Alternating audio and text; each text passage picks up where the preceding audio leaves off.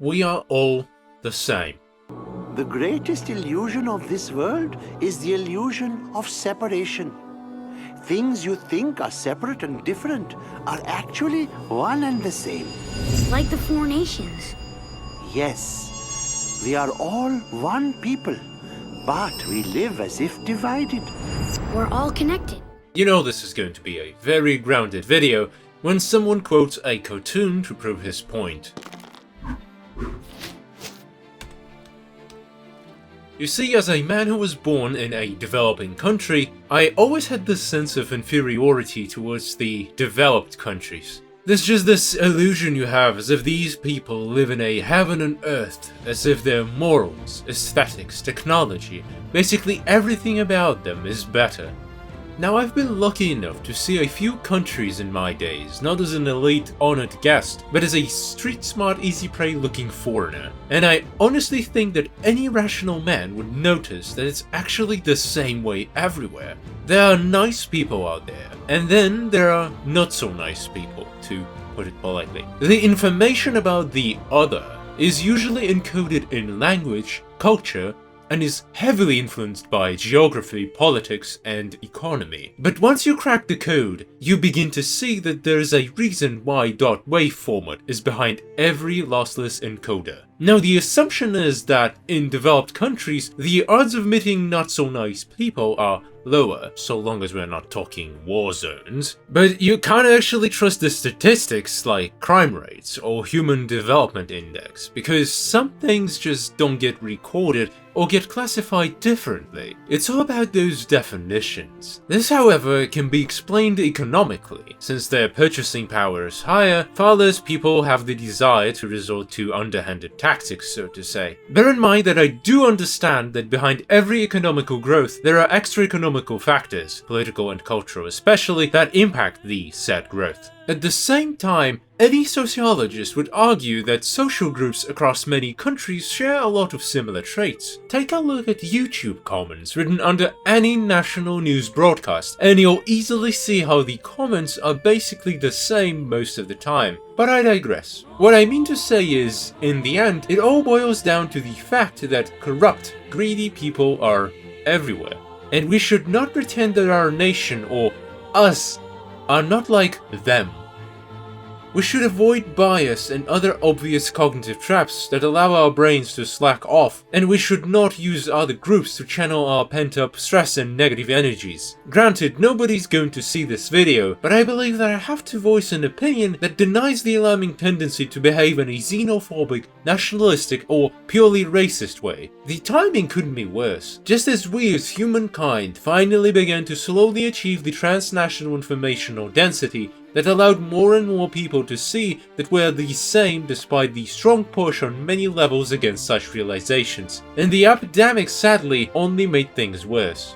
Let me illustrate my point by providing you with a quick breakdown of my 5 years in Japan, a country that has probably the highest soft power nowadays, leading many to believe that it's just the perfect place to live in. Please keep in mind that this is not a video that aims to make fun of Japan or its people, or belittle it in any way. It's a video that strives to show that people are the same jerks everywhere. The label your country has, or income you receive, has nothing to do with your ethics, and it's your values and morals that will end up impacting the world around you the most. I started off as a university student in one of the most prestigious schools in the world. It was mind-blowing. Everything looked so polished, so advanced. The libraries had everything I could have asked for. The teaching personnel, well, lecturers were people who actually cared about the subject they were teaching. But aside from the whole academic experience, I also had a chance to experience the daily lives of the people who lived there. I expected to see everything I had in my country, but better. Better food, better service, better living conditions, better online services / technology, better morals, and better income. As you might have guessed already, here comes the part that shows that no, not everything was better, and in fact some things were even far worse. The first thing that to this day is etched into my mind is how on my second day in Japan, I saw some local middle-aged guy throw away his cigarette butt into a storm drain. This was the very moment where I told myself, well, It's just the same shit everywhere, I suppose. It's 2021, and Japan still does not force service providers to include consumer tax in the price. And I've asked so many locals with all sorts of background who seem to think that it's an okay thing by bringing up the following argument: the price won't get too bloated. But let's get this one thing clear. There is only one reason why you would not force service providers to display the true price right away. It's to encourage spending by misleading the consumer, which is understandable if you consider the deflation rates, but this method is too in your face if you ask me. By the way, a new legislation was passed that forced various makers and service providers to display the full price, but people still found a way to work around this rule. The simplest example would be your good old manga, where prices were usually displayed like this, and now they look like this. It is beyond me how people can consider this to be honest or open. I can't even fathom. The amount of cognitive energy you have to waste in order to receive the most obvious information about almost anything in this country is ridiculous. The list goes on. The food. While it's true that the overall food quality is indeed higher in Japan compared to some of the countries where I've lived, you can clearly see how many products and services in the land of the rising sun treat their customer as an animal who only behaves based on its instincts, and they milk that animalistic side to no end. I'll give you a food-related example from history and from modern time. Now, I think many cultures have enjoyed the breading technique implemented in their cuisines in one form or another, but I think quite a few cultures might have also experienced the dirty tricks where the breading is so thick there's barely anything else inside. And you might think since these countries are called developed, such things are out of question, right? Well, no. In fact, certain companies and food makers have abused the breading so much that it took a different law to finally stop this madness. If my memory serves me right, it was also mentioned during one of those Hatame Gaku episodes, but for the love of me I just can't find it. In Persona 3, there's a joke about tako no haittenai takoyaki. In reality, there's a law that regulates that matter.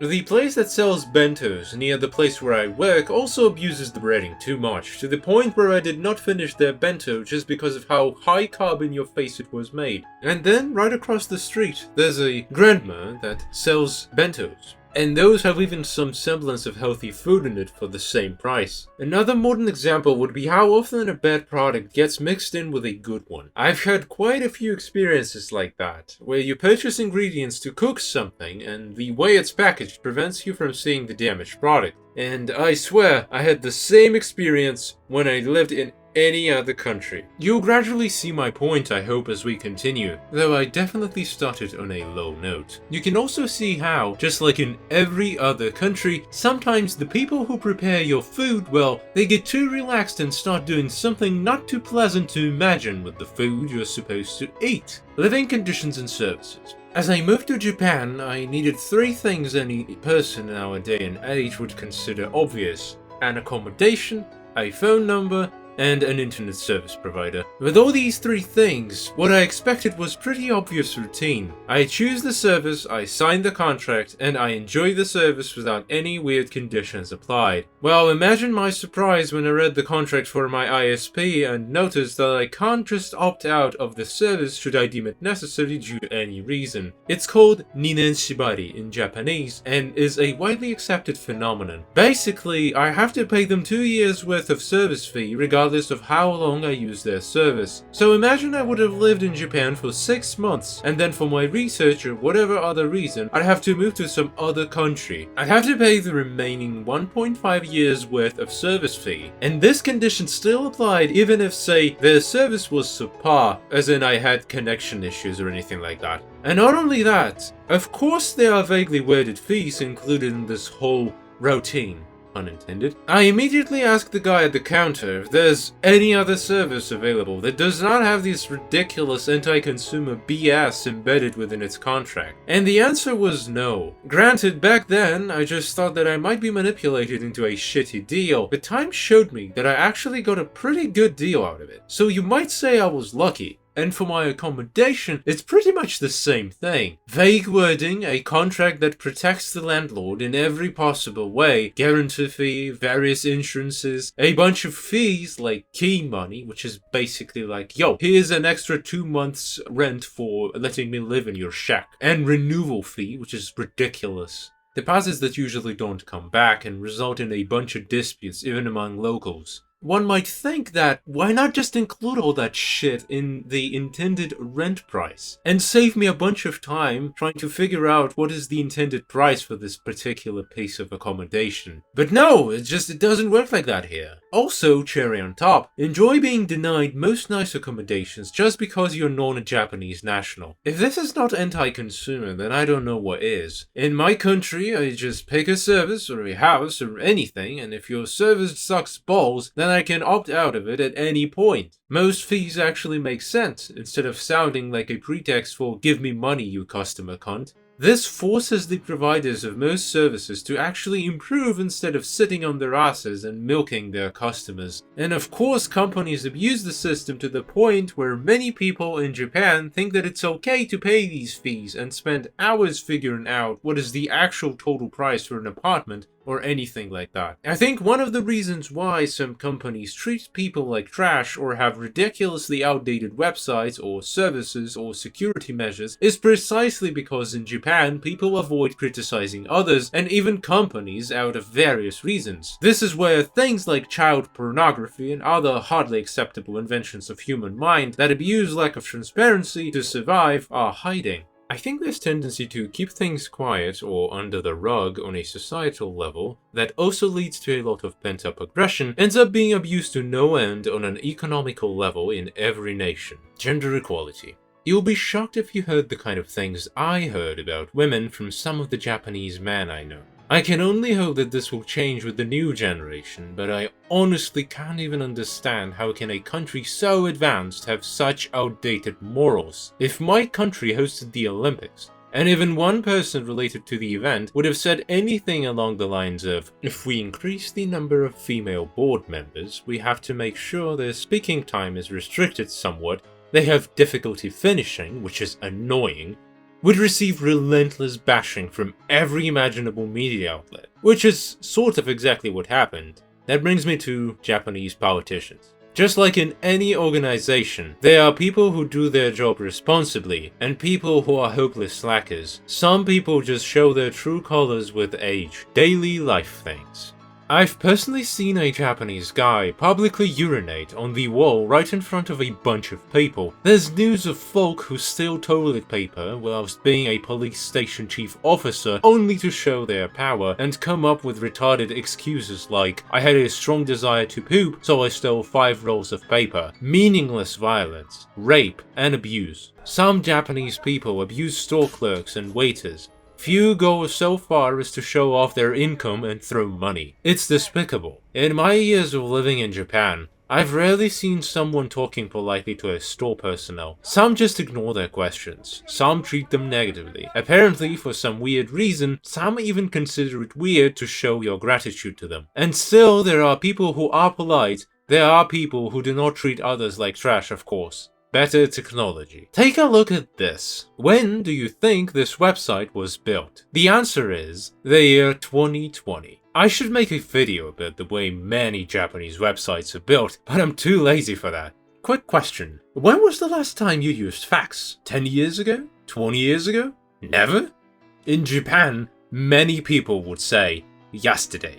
I think that gerontocratic conservative values and innovation are as incompatible as things get. I had an experience of creating a mock-up for a website and proposed to include a video background, because it made sense and video backgrounds usually have higher conversions if done right, only to be told that this is 10 years old, nobody uses videos or sliders on their websites anymore. And instead being proposed to use a static background with a simple CSS border solid white 1 pixel style that had this back from early 2000s vibe written all over it. Not to mention all those scandals around information leaks or how Japanese banks allow to connect an outside payment service without confirming an ID, resulting in huge amounts of money leaked. This brings me to Japanese banks. Japanese banks are a whole different topic that had me confused so many times. For example, depending on the time of your visit, the service fee might be different. Using an ATM to perform an operation costs less than performing the same procedure through their clerk, even if in reality, your operation was near to impossible to process via an ATM. Even if you pay someone whose bank account belongs to the same bank using an ATM or anything else, you'll get charged service fee for that operation. Here, it's very easy to end up with a lot of coin on your hands, and I mean a lot.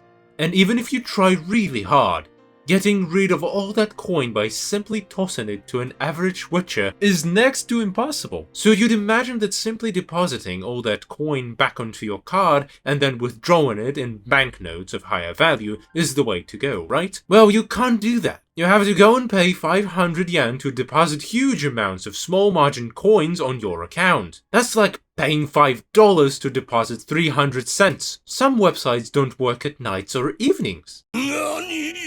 Like the websites that allow you to purchase tickets online. I tried to purchase a bus ticket for a friend of mine once, only to discover that the website works less hours than me. I still can't believe it's a thing for a travel website, for a country where people work late hours. I'm not talking maintenance or anything like that. I have never seen anything like this anywhere. A certain percentage of locals is very nationalistic. They just don't show it in the open. This can't be understood since they're a monocultural nation, but there's a lot of videos that praise Japan in comparison to other countries. There's books written about how Japanese mentality is better than that of Chinese people, and sadly the same kind of cognitive vector has its share in China or basically any other country. We just want to be special, don't we? And this desire to be special extrapolates itself onto a national level. The Olympics effect, as I call it. It's very hard to accept that things are mediocre everywhere. There has to be something different, something special, that little spark. These fears of the outside world were further reinforced with the spread of COVID-19. I personally still don't understand what has to go on in your head in order to blame a specific country for the appearance of a non-anthropogenic virus on its territory, or an international body like WHO for the spread of the virus, but people do be like that sometimes. And Japanese media,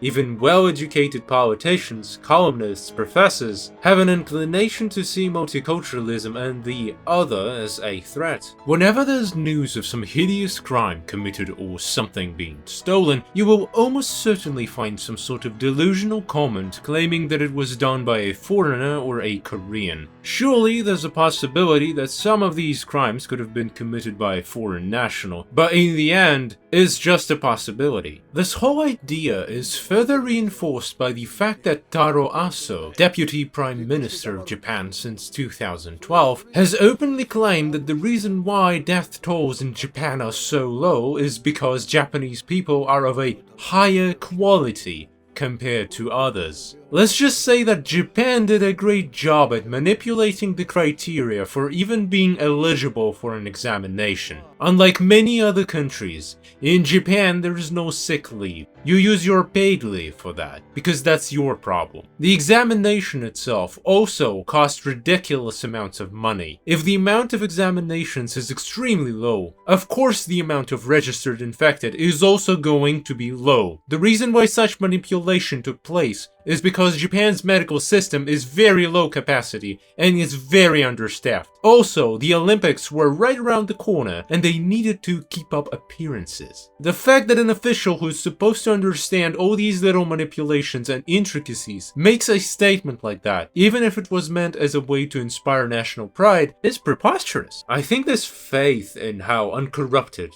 good, or pure things in Japan are, is based on how ridiculous societal pressure is in this country sometimes. Take the Kinkakuji arson incident, where not only the guy who caused the incident ended up trying to commit suicide, but also his mother, supposedly out of fear of social pressure to follow. This might also be one of the reasons why on national television, even people who've committed minor offense have their identities blurred. Multiculturality favors rationality. Rationality favors doubt. Doubt favors progress. Monocultural nation is a closed system that runs on assumptions and inevitably creates bias, stagnation, and abuse. I do not mean that monocultural entities cannot achieve greatness. I argue that it gets a lot easier when you have people who don't take things for granted working on something. Their hatred towards Chinese and Koreans is off the charts. And it's funny because out of all countries to hate, I'd say that the United States, which brainwashed their kids and culture for 70 years and dropped 2 freaking nukes on them,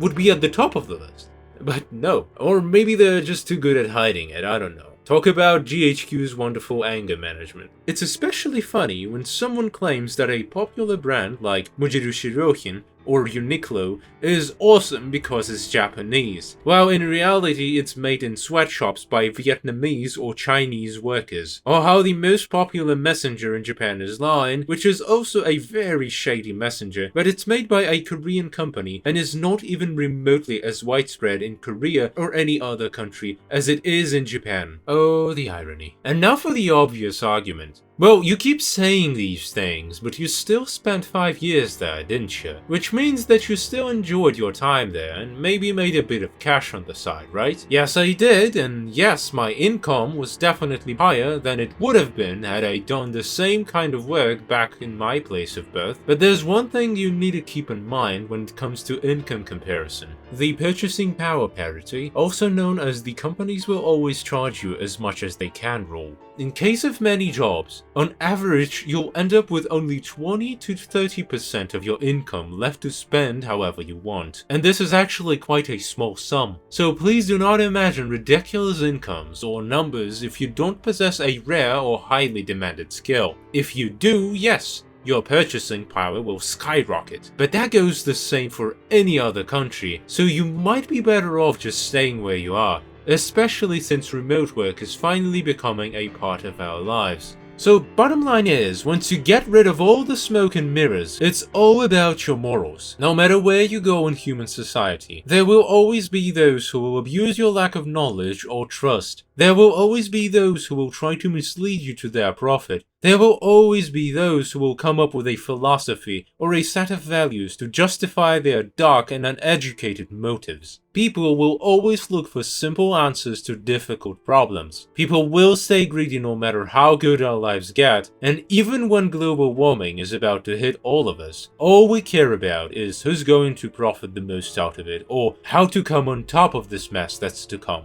Very few are actually looking for cooperative solutions to these issues. We are very short-term creatures that rarely attempt to see the big picture, and honestly, transparency is such a rare sight these days it makes me sad. I think as you were listening to my list, you totally found a few things that are the same about your cultures or societies. That's the point of this video. We keep looking at how different we are when in reality we are very much the same behind all that veil of language, culture and politics. On the subject of social injustice, take a look at this fragment from Kingdom, an anime I personally do not enjoy but still consider a good example. これが少女に与えられる特権ってもんでバーカやめさせねえしこの先もずっと敗者をいたぶりまくってやるそれが楽しいから戦争をやってるつってんだろうがてめえみてえに現実知らねえ正義感気取りが一番ムカつくんだよ